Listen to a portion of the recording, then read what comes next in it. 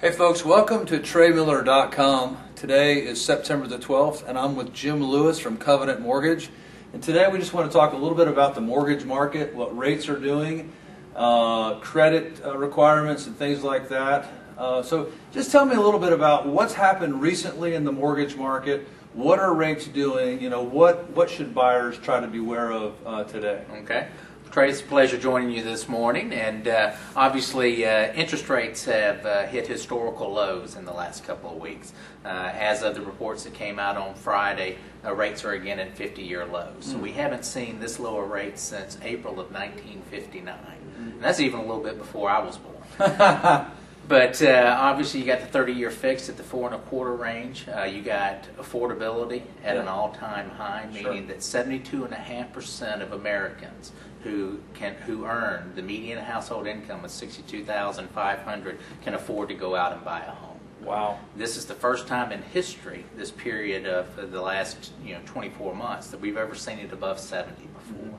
So people that are looking to buy homes, there's never been a better time in the history of the U.S. economy with where rates are and where prices are to go out and buy.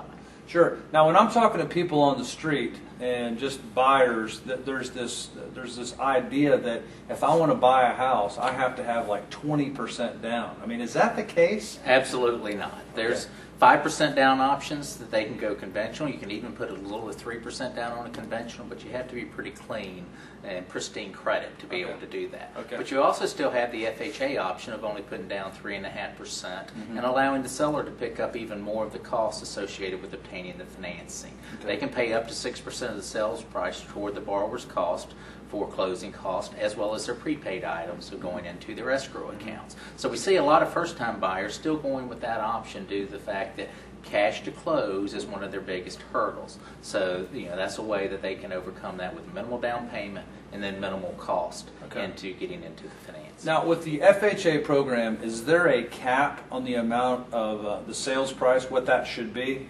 Well, it's not so much a cap on the sales price, but there's a cap on the loan amount. So currently it's $346,000. It's getting ready to drop to $320,890 if the federal government doesn't step in and keep those limits high. As part of the economic stimulus of 2008, they raised the FHA loan limits to the $346,000 level, and those are getting ready to expire at the end of this month. But there is some talk that Congress is going to step in conjunction with the jobs bill that the president just proposed last week, and keep those limits at the 346. But still, even at 320, again, with where prices and rates are today, that's a very, very good home and very affordable for people to be in. But I mean, rates aren't just incredible for FHA and conforming, but also for non-conforming or jumbo. Absolutely.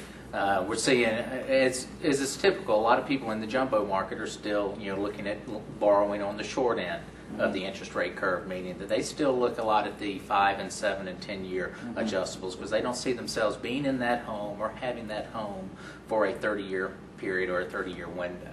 So you've got adjustable rate mortgages and 5 and 7-year ARM in the high 2s and the low to mid 3s. So you're seeing a lot of people going that way. But even if they do decide that they want to go with more of a traditional 30-year fixed, you're in the high 4s to low 5s as far as depending on credit score and the amount of down payment, the amount that they're borrowing, etc. So again, for people in the jumbo market as well, never been a better time. What about like days to close? If somebody's going to put a house under contract, I mean, is it 4 or 5 weeks out, or can you do a quicker closing, and how does that affect with like appraisals? Because I know with finance contingencies nowadays and appraisal contingencies, there's just a lot of uncertainty. I mean, can it be streamlined?